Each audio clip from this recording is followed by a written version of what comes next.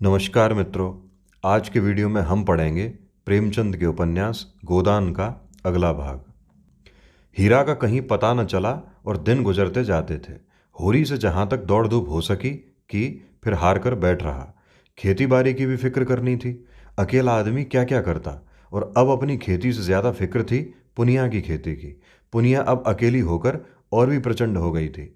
होरी को अब उसकी खुशामद करते बीतती थी। हीरा था तो वह पुनिया को दबाए रखता था। उसके चले जाने से अब पुनिया पर कोई अंकुश न रह गया था। होरी की पट्टीदारी हीरा से थी।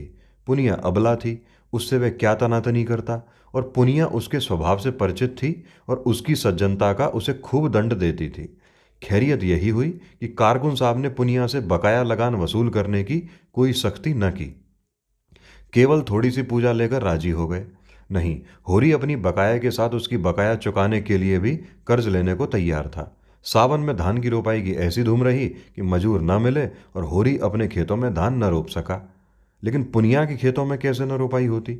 होरी ने पहर रात रात तक काम करके उसके धान रोपे। अब होरी ही तो उसका रक्षक है। अगर पुनिया को कोई कष्ट हुआ तो दुनिया उसी को तो हंसेगी। नतीजा यह हुआ कि होरी को खरीफ की फसल में बहुत थोड़ा अनाज मिला और पुनिया के बखार में धान रखने की जगह न रही। होरी और धनिया में उस दिन से बराबर मनमुटाव चला आता था। गोबर से भी होरी की बोलचाल बंद थी। माँ बेटे ने मिलकर जैसे उसका बहिष्कार कर दिया था। अपने घर में परदेशी बना हुआ था। दो नावों पर सवार होने वालों की जो दुर्गति होती है वही उसकी हो रही थी। गांव में भी अब उसका उतना आदर न था। धनिया ने तो अपने साहस से स्त्रियों का ही नहीं पुरुषों का नेतृत्व भी प्राप्त कर लिया था। महीनों तक आसपास के इलाकों में इस कांड की खूब चर्चा रही, यहाँ तक कि वह अलौकिक रूप तक धारण करता जाता था।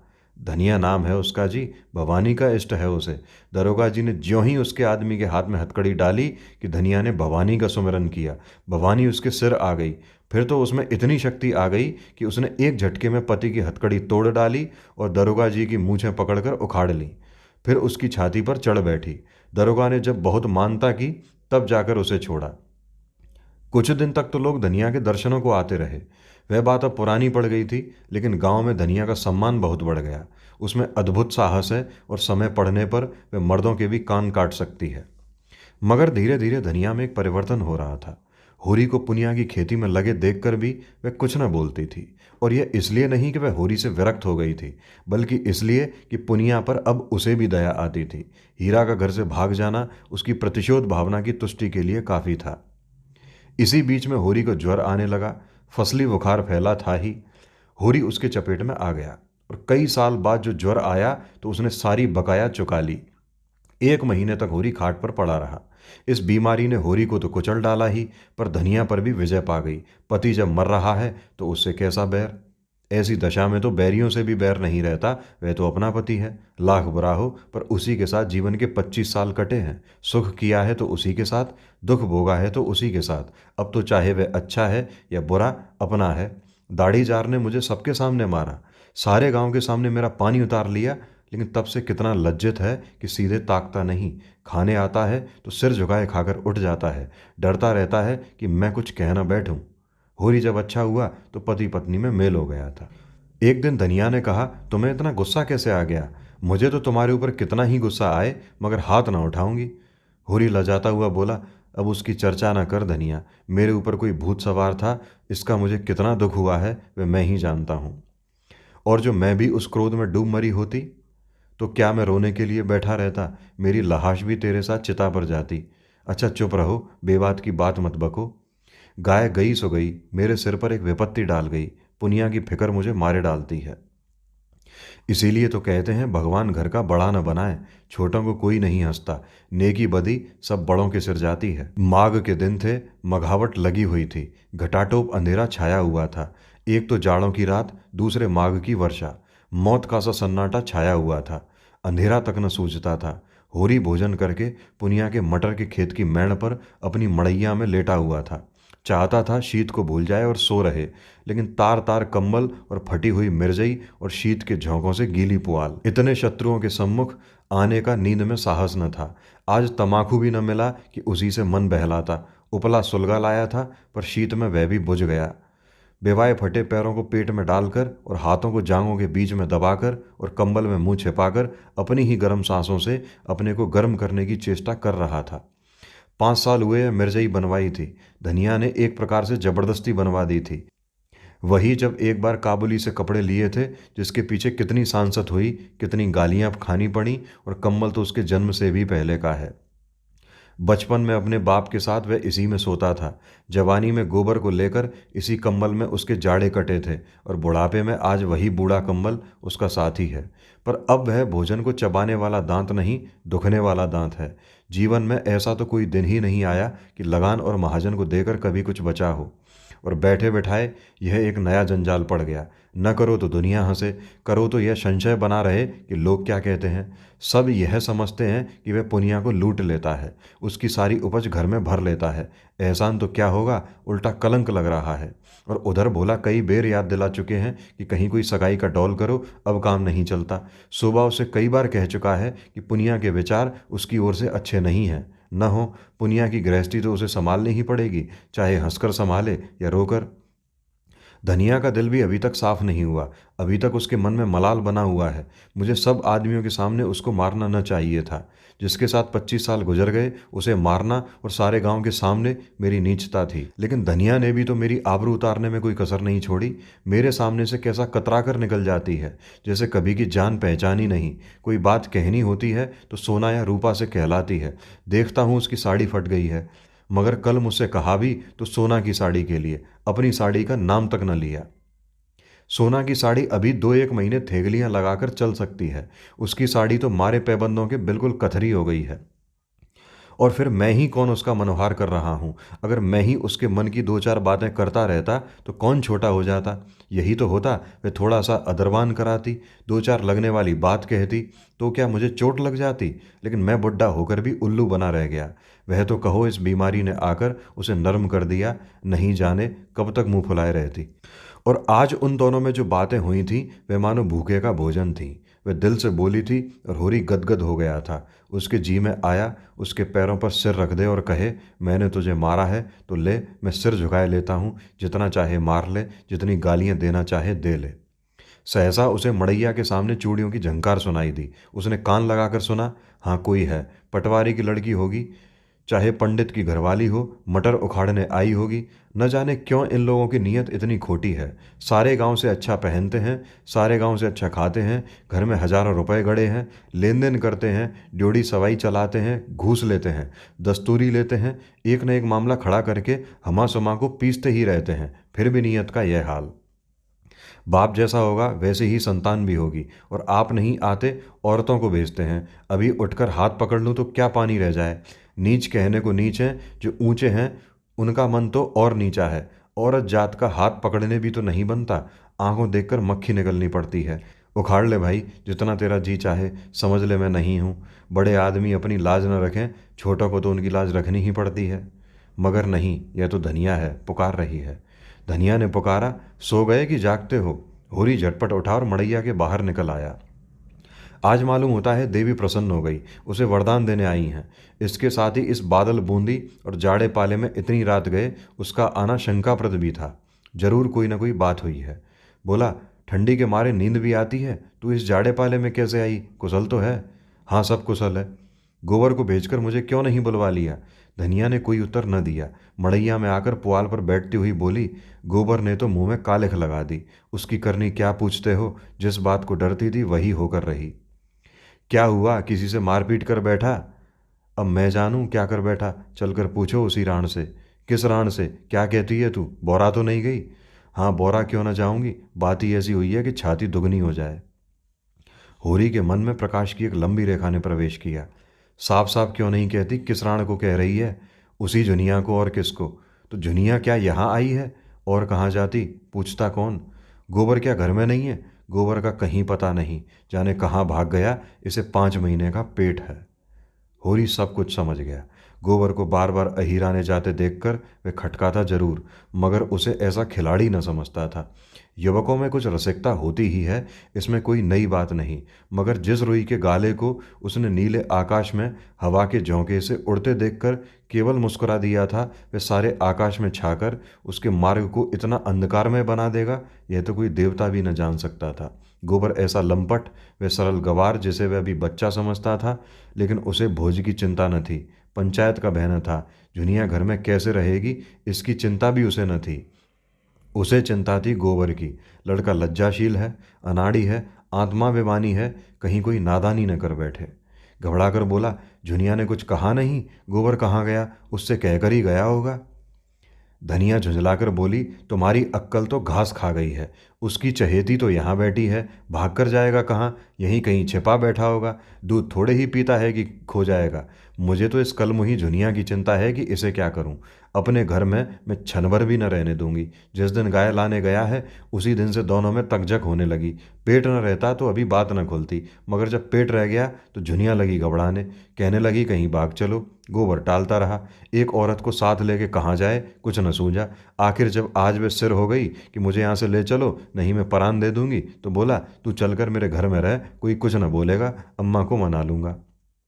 यह गधी उसके साथ चल पड़ी। कुछ दूर तो आगे आगे आता रहा, फिर न जाने किधर सरक गया। यह खड़ी खड़ी उसे पुकारती रही। जब रात बीत गई और वह न लौटा तो भागी यहाँ चली आई। मैंने तो कह दिया जैसा किया है वैसा फल भोग। चुड़ैल ने लेके मेरे लड़के को चौपट कर दिया, तब से बैठी रो रही है, उठती ही नहीं। कहती है अपने घर कौन मुंह लेकर जाऊं, भगवान ऐसी संतान से तो बांझ ही रखे तो अच्छा। सवेरा होते होते सारे गांव में कांव कांव मच जाएगी। ऐसा जी होता है माहौर खा लूं। मैं तुमसे कहे देती हूँ मैं अपने घर में न रखूंगी। गोबर को रखना हो अपने सिर पर रखे, मेरे घर में ऐसी छत्तीसियों के लिए जगह नहीं है, और अगर तुम बीच में बोले तो फिर या तो तुम ही रहोगे या मैं ही रहूंगी। होरी बोला तुझसे बना नहीं, उसे घर में आने ही न देना चाहिए था। सब कुछ कह के हार गई, टलती ही नहीं, धरना दिए बैठी है। अच्छा चल देखूं कैसे नहीं उठती, घसीट कर बाहर निकाल दूंगा। दाढ़ीजार बोला सब कुछ देख रहा था पर चुप्पी साधे बैठा रहा। बाप भी ऐसे बेहया होते हैं। वह क्या जानता था इनके बीच में क्या खिचड़ी पक रही है। जानता क्यों नहीं था? गोबर रात दिन घेरे रहता था तो क्या उसकी आंखें फूट गई थीं? सोचना चाहिए था ना कि यहाँ क्यों दौड़ा दौड़ा आता है। चल मैं जुनिया से पूछता हूँ। दोनों मड़ैया से निकलकर गांव की ओर चले। होरी ने कहा 5 घड़ी रात के ऊपर गई होगी। धनिया बोली हाँ और क्या, मगर कैसा सोता पड़ गया है, कोई चोर आए तो सारे गांव को मूस ले जाए। चोर ऐसे गांव में नहीं आते, धनियों के घर जाते हैं। धनिया ने ठिठक कर होरी का हाथ पकड़ लिया और बोली देखो हल्ला न मचाना, नहीं सारा गांव जाग उठेगा और बात फैल जाएगी। होरी ने कठोर स्वर में कहा मैं कुछ नहीं जानता, हाथ पकड़कर घसीट लाऊंगा और गांव के बाहर कर दूंगा। बात तो एक दिन खुलनी ही है, फिर आज ही क्यों ना खुल जाए। वह मेरे घर आई क्यों? जाए जहां गोबर है, उसके साथ कुकर्म किया तो क्या हमसे पूछ कर किया था? धनिया ने फिर उसका हाथ पकड़ा और धीरे से बोली तुम उसका हाथ पकड़ोगे तो वह चिल्लाएगी, तो चिल्लाया करे। मुदा इतनी रात गए, इस अंधेरे सन्नाटे रात में जाएगी कहाँ, यह तो सोचो। जाए जहाँ उसके सगे हों, हमारे घर में उसका क्या रखा है। हाँ लेकिन इतनी रात गए घर से निकालना उचित नहीं, पाँव भारी है, कहीं डर डरा जाए तो और आफत हो। ऐसी दशा में कुछ करते धरते भी तो नहीं बनता। हमें क्या करना है, मरे या जिए, जहाँ चाहे जाए, क्यों अपने मुंह में कालिख लगाऊं? मैं तो गोबर को भी निकाल बाहर करूंगा। धनिया ने गंभीर चिंता से कहा कालिख जो लगनी थी वह तो अब लग चुकी, वह अब जीते जी नहीं छूट सकती। गोबर ने नौका डुबा दी। गोबर ने नहीं डुबाई, इसी ने। वह तो बच्चा था, इसके पंजे में आ गया। किसी ने डुबाई, अब तो डूब गई। दोनों द्वार के सामने पहुंच गए। सहसा धनिया ने होरी के गले में हाथ डालकर कहा देखो तुम्हें मेरी सौंप, उस पर हाथ न उठाना। वह तो आप ही रो रही है, भाग की खोटी न होती तो यह दिन ही क्यों आता। होरी की आंखें आर्द्र हो गईं। धनिया का यह मातृ स्नेह उस अंधेरे में भी जैसे दीपक के समान उसकी चिंता जर्जर आकृति को शोभा प्रदान करने लगा। दोनों ही के हृदय में जैसे अतीत यौवन सचेत हो उठा। हुरी को इस वीत यौवना में भी वही कोमल हृदय बालिका नजर आई जिसने 25 साल पहले उसके जीवन में प्रवेश किया था। उस आलिंगन में कितना अथाह वात्सल्य था जो सारे कलंक, सारी बाधाओं और सारी मूलबद्ध परंपराओं को अपने अंदर समेट लेता था। दोनों ने द्वार पर आकर किवाड़ों के दराज से अंदर झांका। दीवट पर तेल की कुप्पी जल रही थी और उसके मध्यम प्रकाश में जुनिया घुटने पर सिर रखे द्वार की ओर मुंह किए अंधकार में उस आनंद को खोज रही थी जो एक क्षण पहले अपनी मोहिनी छवि दिखाकर विलीन हो गया था। वह आफत की मारी व्यंग बाणों से आहत और जीवन के आघातों से व्यथित किसी वृक्ष की छां खोजती फिरती थी, और उसे एक भवन मिल गया था जिसके आश्रय में वह अपने को सुरक्षित और सुखी समझ रही थी। पर आज वह भवन अपना सारा सुख विलास लिए अलादीन के राजमहल की भांति गायब हो गया था, और भविष्य एक विकराल दानव के समान उसे निगल जाने को खड़ा था। एकाएक द्वार खुलने और होरी को आते देखकर वह भय से कांपती हुई उठी और होरी के पैरों पर गिरकर रोती हुई बोली, दादा, अब तुम्हारे सिवाय मुझे दूसरा ठौर नहीं है। चाहे मारो चाहे काटो, लेकिन अपने द्वार से दूर दुराओ मत। होरी ने झुककर उसकी पीठ पर हाथ फेरते हुए प्यार भरे स्वर में कहा, डर मत बेटी, डर मत। तेरा घर है, तेरा द्वार है, तेरे हम हैं। आराम से रह। जैसी तू भोला की बेटी है वैसी ही मेरी बेटी है। जब तक हम जीते हैं किसी बात की चिंता मत कर। हमारे रहते कोई तुझे तिरछी आंखों से न देख सकेगा। भोज भात जो लगेगा वह हम सब देख लेंगे। तू खातिर जमा रख। झुनिया सांत्वना पाकर और भी होरी के पैरों से चिमट गई और बोली, दादा, अब तुम ही मेरे बाप हो और अम्मा तुम ही मेरी माँ हो। मैं अनाथ हूँ, मुझे शरण दो, नहीं मेरे काका और भाई मुझे कच्चा ही खा जाएंगे। धनिया अपने करुणा के आवेश को अब न रोक सकी, बोली, तू चल घर में बैठ, मैं देख लूंगी काका और भैया को।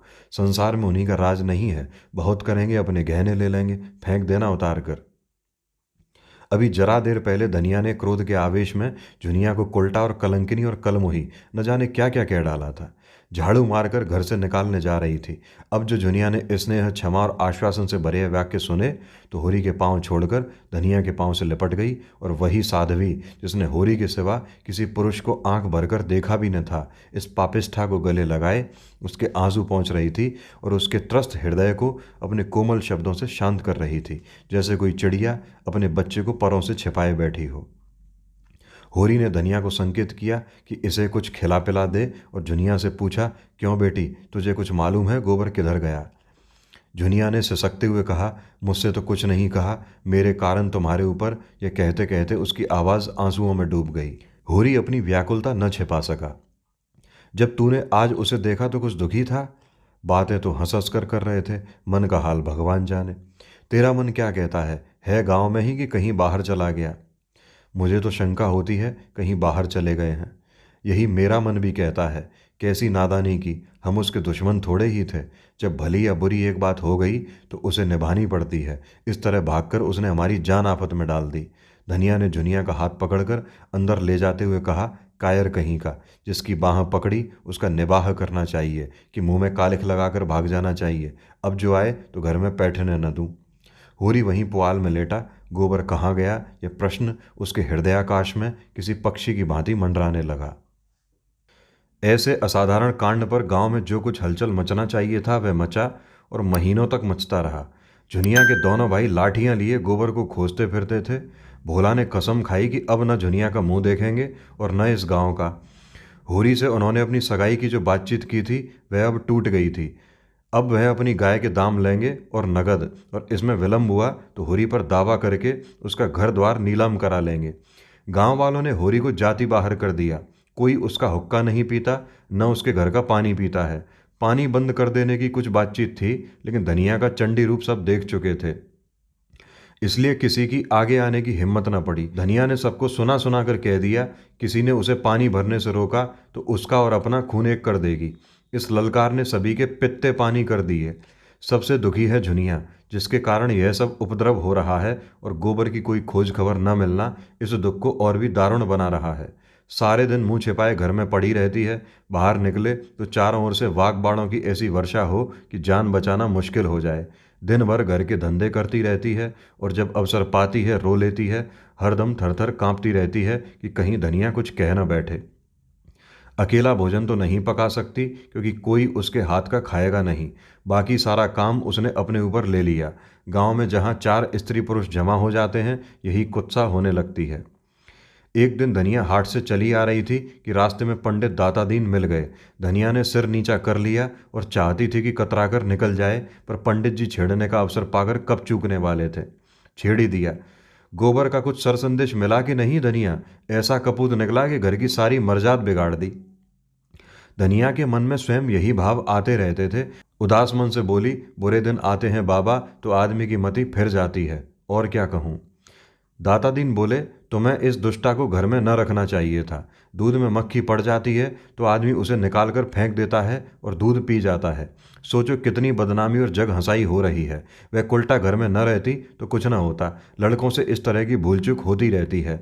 जब तक बिरादरी को भात न दोगे, ब्राह्मणों को भोज न दोगे, कैसे उद्धार होगा। उसे घर में न रखते तो कुछ न होता। होरी तो पागल है ही, तू कैसे धोखा खा गई। दाता दीन का लड़का माता दीन एक चमारिन से फंसा हुआ था। इसे सारा गांव जानता था, पर वह तिलक लगाता था, पोथी पत्रे बाँचता था, कथा भागवत कहता था, धर्म संस्कार कराता था। उसकी प्रतिष्ठा में जरा भी कमी न थी। वह नित्य स्नान पूजा करके अपने पापों का प्रायश्चित कर लेता था। धनिया जानती थी जुनिया को आश्रय देने ही से यह सारी विपत्ति आई है। उसे न जाने कैसे दया आ गई, नहीं उसी रात को जुनिया को निकाल देती तो क्यों इतना उपहास होता। लेकिन यह भय भी होता था कि तब उसके लिए नदी या कुआं के सिवा और कोई ठिकाना कहाँ था। एक प्राण का मूल्य देकर, एक नहीं 2 प्राणों का, वह अपने मर्यादा की रक्षा कैसे करती। फिर जुनिया के गर्भ में जो बालक है वह धनिया ही के हृदय का टुकड़ा तो है। हंसी के डर से उसके प्राण कैसे ले लेती। और फिर जुनिया की नम्रता और दीनता भी उसे निरस्त करती रहती थी। ये जली बुनी बाहर से आती, पर ज्यों ही जुनिया लोटे का पानी लाकर रख देती और उसके पांव दबाने लगती, उसका क्रोध पानी हो जाता। बेचारी अपनी लज्जा और दुख से आप दबी हुई है, उसे और क्या दबाए, मरे को क्या मारे। उसने तीव्र स्वर में कहा, हमको कुल प्रतिष्ठा इतनी प्यारी नहीं है महाराज कि उसके पीछे एक जीव की हत्या कर डालते। ब्याहता न सही, पर उसकी बाँह तो पकड़ी है मेरे बेटे ने ही। किस मुंह से निकाल देती। वही काम बड़े बड़े करते हैं, मुदा उनसे कोई नहीं बोलता, उन्हें कलंक ही नहीं लगता। वही काम छोटे आदमी करते हैं तो उनकी मर्यादा बिगड़ जाती है, नाक कट जाती है। बड़े आदमियों को अपनी नाक दूसरों की जान से प्यारी होगी, हमें तो अपनी नाक इतनी प्यारी नहीं। दाता दीन हार मानने वाले जीव न थे। वे इस गांव के नारद थे।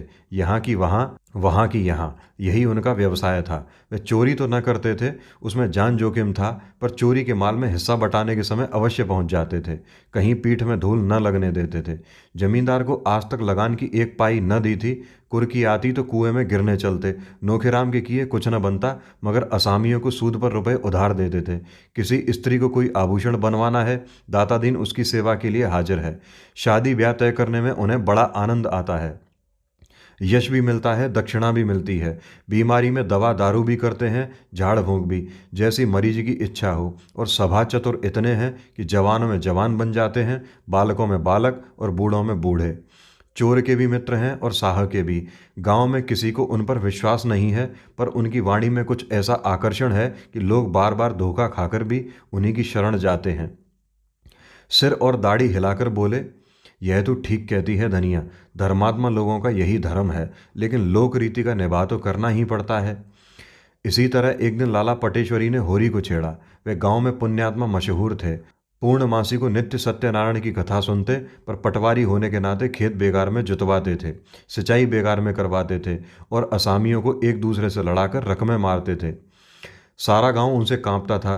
गरीबों को 10-10, 5-5 कर्ज देकर उन्होंने कई हजार की संपत्ति बना ली थी। फसल की चीज़ें असामियों से लेकर कचहरी और पुलिस के अमलों को भेंट करते रहते थे। इससे इलाके भर में उनकी अच्छी धाक थी। अगर कोई उनके हत्थे नहीं चढ़ा तो वे दरोगा गंडा सिंह थे, जो हाल में इस इलाके में आए थे। परमार्थी भी थे। बुखार के दिनों में सरकारी कुनैन बांटकर यश कमाते थे। कोई बीमार आराम हो तो उसकी कुशल पूछने अवश्य जाते थे। छोटे मोटे झगड़े आपस ही में तय करा देते थे।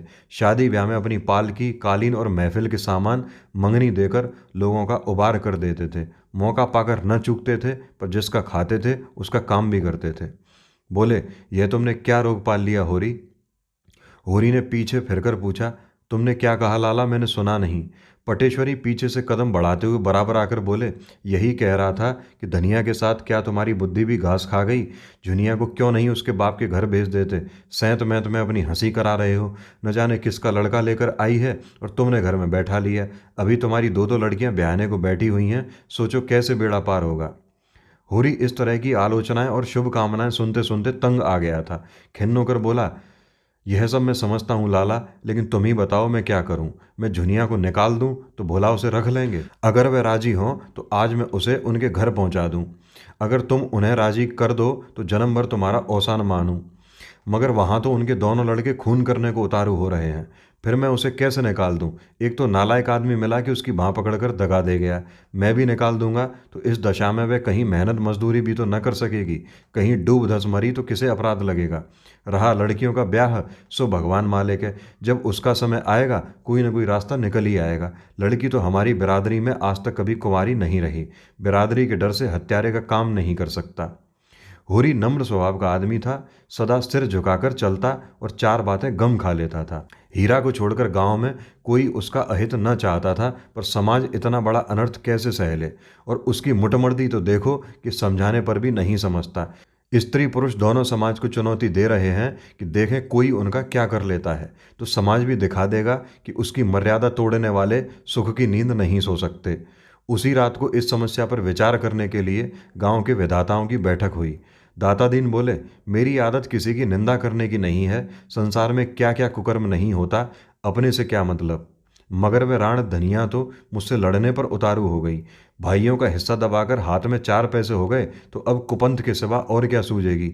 नीच जात जहाँ पेट भर रोटी खाई और टेढ़े चले, इसी से तो शास्त्रों में कहा है, नीच जात लतियाए अच्छा। पटेश्वरी ने नारियल का कश लगाते हुए कहा, यही तो इनमें बुराई है कि चार पैसे देखे और आंखें बदली। आज होरी ने ऐसी हेकड़ी जताई कि मैं अपना सा मुंह लेकर रह गया। न जाने अपने को क्या समझता है। अब सोचो इस अनीति का गांव में क्या फल होगा। झुनिया को देखकर दूसरी विधवाओं का मन बढ़ेगा कि नहीं? आज बोला कि घर में यह बात हुई, कल हमारे तुम्हारे घर में भी होगी। समाज तो भय के बल से चलता है। आज समाज का अंकुश जाता रहे, फिर देखो संसार में क्या क्या अनर्थ होने लगते हैं। झिंगुरी सिंह दो स्त्रियों के पति थे।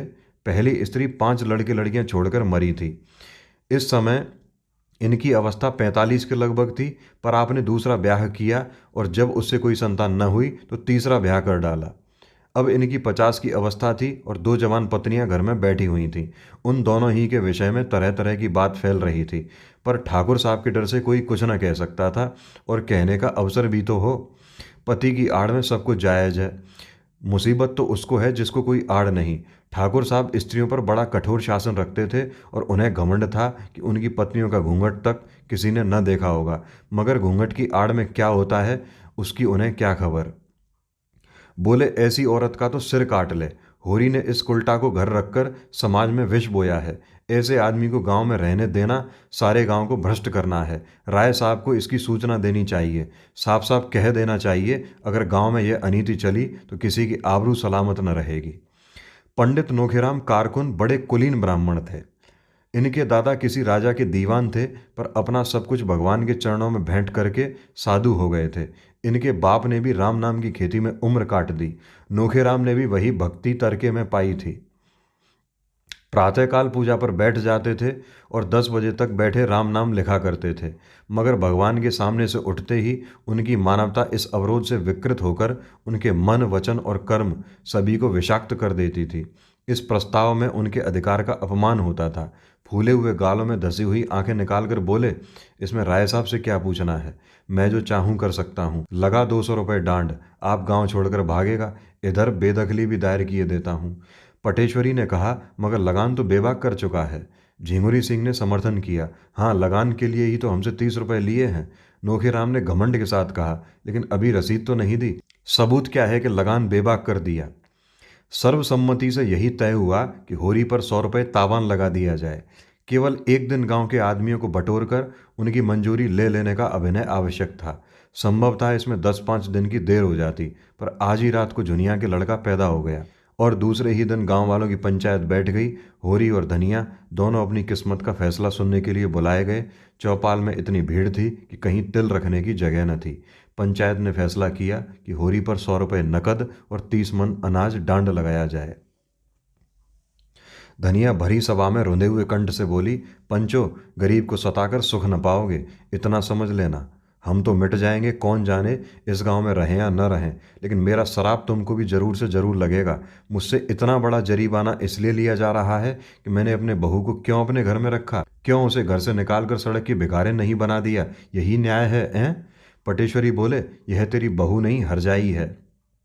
होरी ने धनिया को डांटा, तू क्यों बोलती है धनिया? पंच में परमेश्वर रहते हैं, उनका जो न्याय है वह सिर आंखों पर। अगर भगवान की यही इच्छा है कि हम गांव छोड़कर भाग जाएं तो हमारा क्या बस। पंचो, हमारे पास जो कुछ है वह अभी खलिहान में है। एक दाना भी घर में नहीं आया। जितना चाहो ले लो, सब लेना चाहो सब ले लो, हमारा भगवान मालिक है, जितनी कमी पड़े उसमें हमारे दोनों बैल ले लेना। धनिया दांत कटकटाकर बोली, मैं न एक दाना अनाज दूंगी न एक कौड़ी डांड, जिसमें बूता हो चलकर मुझसे ले। अच्छी दिल लगी है, सोचा होगा डांड के बहाने इसकी सब जायदाद ले लो और नजराना लेकर दूसरों को दे दो, बाग बगीचा बेचकर मजे से तरमाल उड़ाओ। धनिया के जीते जी यह नहीं होने का, और तुम्हारी लालसा तुम्हारे मन में ही रहेगी। हमें नहीं रहना है बिरादरी में, बिरादरी में रहकर हमारी मुकत न हो जाएगी। अब भी अपने पसीने की कमाई खाते हैं, तब भी अपने पसीने की कमाई खाएंगे। होरी ने उसके सामने हाथ जोड़कर कहा, धनिया तेरे पैरों पड़ता हूँ, चुप रह। हम सब बिरादरी के चाकर हैं, उसके बाहर नहीं जा सकते। वह जो डांड लगाती है उसे सिर झुकाकर मंजूर कर। नक्कू बनकर जीने से तो गले में फांसी लगा लेना अच्छा है। आज मर जाएं तो बिरादरी ही तो इस मिट्टी को पार लगाएगी, बिरादरी ही तारेगी तो तरेंगे। पंचो, मुझे अपने जवान बेटे का मुंह देखना नसीब ना हो, अगर मेरे पास खलिहान के अनाज के सिवा और कोई चीज़ हो। मैं बिरादरी से दगा न करूंगा। पंचों को मेरे बाल बच्चों पर दया आए तो उनकी कुछ परवरिश करे, नहीं मुझे तो उनकी आज्ञा पालनी है। धनिया झल्लाकर वहां से चली गई और होरी पहर रात तक खलिहान से अनाज ढो ढोकर झिंगुरी सिंह की चौपाल में ढेर करता रहा। 20 मन जौ था, 5 मन गेहूं और इतना ही मटर, थोड़ा सा चना और तिलहन भी। अकेला आदमी और 2 गृहस्थियों का बोझ। यह जो कुछ हुआ धनिया के पुरुषार्थ से हुआ। जुनिया भीतर का सारा काम कर लेती थी और धनिया अपनी लड़कियों के साथ खेती में जुट गई थी। दोनों ने सोचा था गेहूं और तिलहन से लगान की एक किश्त अदा हो जाएगी और हो सके तो थोड़ा थोड़ा सूद भी दे देंगे। जौ खाने के काम में आएगा। लंगे तंगे 5-6 महीने कट जाएंगे, तब तक ज्वार, मक्का, सावा, धान के दिन आ जाएंगे। वह सारी आशा मिट्टी में मिल गई। अनाज तो हाथ से गए ही, 100 रुपए की गठरी और सिर पर लद गई। अब भोजन का कहीं ठिकाना नहीं, और गोबर का क्या हाल हुआ भगवान जाने। न हाल न हवाल। अगर दिल इतना कच्चा था तो ऐसा काम ही क्यों किया, मगर होनहार को कौन टाल सकता है। बिरादरी का वह आतंक था कि अपने सिर पर लाद कर अनाज ढो रहा था, मानो अपने हाथों अपनी कब्र खोद रहा हो। जमींदार, साहूकार, सरकार, किसका इतना रौब था। कल बाल बच्चे क्या खाएंगे, इसकी चिंता प्राणों को सोखे लेती थी, पर बिरादरी का भय पिशाच की भांति सिर पर सवार अंकुश दिए जा रहा था। बिरादरी से पृथक जीवन की वह कोई कल्पना ही न कर सकता था। शादी ब्याह, मुंडन छेदन, जन्म मरण, सब कुछ बिरादरी के हाथ में है। बिरादरी उसके जीवन में वृक्ष की भांति जड़ जमाए हुए थी और उसकी नसें उसके रोम रोम में बिंधी हुई थी। बिरादरी से निकलकर उसका जीवन विशृंखल हो जाएगा, तार तार हो जाएगा। जब खलिहान में केवल 1.5-2 मन जौ और रह गया तो धनिया ने दौड़कर उसका हाथ पकड़ लिया और बोली, अच्छा अब रहने दो, ढो तो चुके बिरादरी की लाज। बच्चों के लिए भी कुछ छोड़ोगे कि सब बिरादरी के झाड़ में झोंक दोगे। मैं तुमसे हार जाती हूँ, मेरे भाग्य में तुम्ही जैसे बुद्ध का संग लिखा था। होरी ने अपना हाथ छुड़ाकर टोकरी में शेष अनाज भरते हुए कहा, यह न होगा धनिया। पंचों की आंख बचाकर एक दाना भी रख लेना, मेरे लिए हराम है। मैं ले जाकर सबका सब वहाँ ढेर कर देता हूँ, फिर पंचों के मन में दया उपजेगी तो कुछ मेरे बाल बच्चों के लिए देंगे, नहीं भगवान मालिक है। धनिया तिल मिलाकर बोली, ये पंच नहीं राक्षस हैं, पक्के राक्षस। ये सब हमारी जगह जमीन छीनकर माल मारना चाहते हैं। डांड तो बहाना है, समझाती जाती हूँ पर तुम्हारी आंखें नहीं खुलती। तुम इन पिशाचों से दया की आस रखते हो, सोचते हो 10-5 मन निकाल कर तुम्हें दे देंगे, मुंह धो रखो। जब होरी ने न माना और टोकरी सिर पर रखने लगा तो धनिया ने दोनों हाथों से पूरी शक्ति के साथ टोकरी पकड़ ली और बोली, इसे तो मैं न ले जाने दूंगी, चाहे तुम मेरी जान ही ले लो। मर मर कर हमने कमाया, पहर रात रात को सींचा, अगोरा इसलिए कि पंच लोग मूछों पर ताव देकर भोग लगाएं और हमारे बच्चे दाने दाने को तरसें। तुमने अकेले ही सब कुछ नहीं कर लिया है, मैं भी अपनी बच्चियों के साथ सती हुई हूँ। सीधे टोकरी रख दो, नहीं आज सदा के लिए नाता टूट जाएगा, कहे देती हूँ। होरी सोच में पड़ गया। धनिया के कथन में सत्य था। उसे अपने बाल बच्चों की कमाई छीनकर तावान देने का क्या अधिकार है। वे घर का स्वामी इसलिए है कि सबका पालन करे, इसलिए नहीं कि उनकी कमाई छीनकर बिरादरी की नज़र में सुरखरू बने। टोकरी उसके हाथ से छूट गई। धीरे से बोला, तू ठीक कहती है धनिया, दूसरों के हिस्से पर मेरा कोई जोर नहीं है। जो कुछ बचा है वह ले जा, मैं जाकर पंचों से कहे देता हूँ। धनिया अनाज की टोकरी घर में रखकर अपनी दोनों लड़कियों के साथ पोते के जन्मोत्सव में गला फाड़ फाड़ कर सोहर गा रही थी, जिसमें सारा गांव सुन ले। आज ये पहला मौका था कि ऐसे शुभ अवसर पर बिरादरी की कोई औरत न थी। सौर से जुनिया ने कहला भेजा था सोहर गाने का काम नहीं है, लेकिन धनिया कब मानने लगी। अगर बिरादरी को उसकी परवाह नहीं है तो वह भी बिरादरी की परवाह नहीं करती। उसी वक्त होरी अपने घर को 80 रुपए पर झिंगुरी सिंह के हाथ गिरों रख रहा था। डांड के रुपए का इसके सिवा वह और कोई प्रबंध न कर सकता था। 20 रुपए तो तिलहन, गेहूं और मटर से मिल गए, शेष के लिए घर लिखना पड़ गया। नोखेराम तो चाहते थे कि बैल बिकवा लिए जाएं, लेकिन पटेश्वरी और दातादी ने इसका विरोध किया। बैल बिक गए तो होरी खेती कैसे करेगा? बिरादरी उसकी जायदाद से रुपए वसूल करे, पर ऐसा तो न करे कि वह गांव छोड़कर भाग जाए। इस तरह बैल बच गए। होरी रेहननामा लिखकर कोई 11 बजे रात घर आया तो धनिया ने पूछा, इतनी रात तक वहां क्या करते रहे?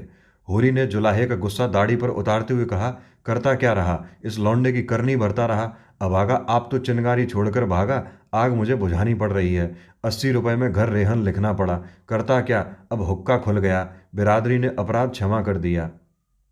धनिया ने ओठ चबाकर कहा, न हुक्का खुलता तो हमारा क्या बिगड़ जाता था? 4-5 महीने नहीं किसी का हुक्का पिया तो क्या छोटे हो गए? मैं कहती हूँ तुम इतने भौंदू क्यों हो? मेरे सामने तो बड़े बुद्धिमान बनते हो, बाहर तुम्हारा मुंह क्यों बंद हो जाता है? ले दे के बाप दादों की निशानी ये घर बच रहा था, आज तुमने उसका भी वारा न्यारा कर दिया। इसी तरह कल ये 3-4 बीघे जमीन है, इसे भी लिख देना और तब गली गली भीख मांगना। मैं पूछती हूँ, तुम्हारे मुंह में जीभ न थी कि उन पंचों से पूछते? तुम कहाँ के बड़े धर्मात्मा हो जो दूसरों पर डांड लगाते फिरते हो? तुम्हारा तो मुंह देखना भी पाप है। होरी ने डांटा, चुप रहे, बहुत चढ़ न बोल, बिरादरी के चक्कर में अभी पड़ी नहीं है, नहीं मुंह से बात न निकलती। धनिया उत्तेजित हो गई, कौन सा पाप किया है जिसके लिए बिरादरी से डरें? किसी की चोरी की है, किसी का माल काटा है, मेहरिया रख लेना पाप नहीं है, हाँ रख के छोड़ देना पाप है। आदमी का बहुत सीधा होना भी बुरा है, उसके सीधेपन का फल यही होता है कि कुत्ते भी मुंह चाटने लगते हैं। आज उधर तुम्हारी वाह वाह हो रही होगी कि बिरादरी की कैसी मर्जाद रख ली। मेरे भाग फूट गए थे कि तुम जैसे मर्द से पाला पड़ा, कभी सुख की रोटी न मिली। मैं तेरे बाप के पांव पड़ने गया था, वही तुझे मेरे गले बांध गया। पत्थर पड़ गया था उनकी अक्कल पर, और उन्हें क्या कहूँ, न जाने क्या देखकर लट्टू हो गए। ऐसे कोई बड़े सुंदर भी तो न थे तुम। विवाद विनोद के क्षेत्र में आ गया। 80 रुपए गए तो गए, लाख रुपए का बालक तो मिल गया, उसे तो कोई छीन न लेगा। गोबर घर लौट आए, धनिया अलग झोंपड़ी में भी सुखी रहेगी। होरी ने पूछा, बच्चा किसको पड़ा है? धनिया ने प्रसन्नमुख होकर जवाब दिया, बिल्कुल गोबर को पड़ा है, सच। हृष्ट पुष्ट तो है, हाँ अच्छा है।